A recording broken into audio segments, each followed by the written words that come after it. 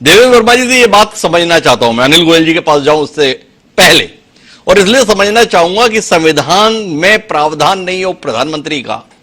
संविधान में प्रावधान नहीं है उप मुख्यमंत्री का।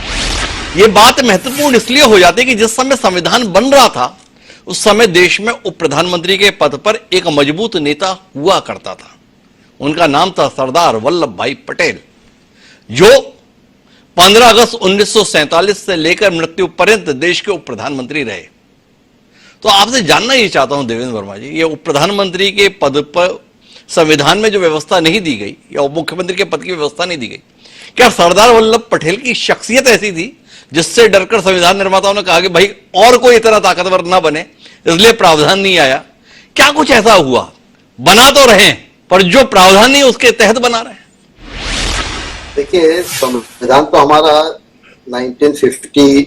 सब नवंबर से लागू हुआ, लेकिन उसके पहले का जो मंत्रिमंडल था जिसमें जवाहरलाल नेहरू प्रधानमंत्री बनाए गए थे, हमें इतिहास से ही जानकारी प्राप्त होती है कि मेजॉरिटी वाज विद वल्लभ भाई पटेल, लेकिन क्योंकि गांधी जी चाहते थे इसलिए जवाहरलाल नेहरू को उनकी जिद की वजह से बना दिया गया था,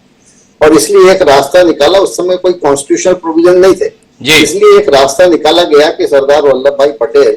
जो कि जिनको मेजॉरिटी उस समय थी, एक्चुअली उस समय तो केवल मुस्लिम लीग और प्रिंसली स्टेट्स के लोगों ने ही उनको प्रधानमंत्री चुना था,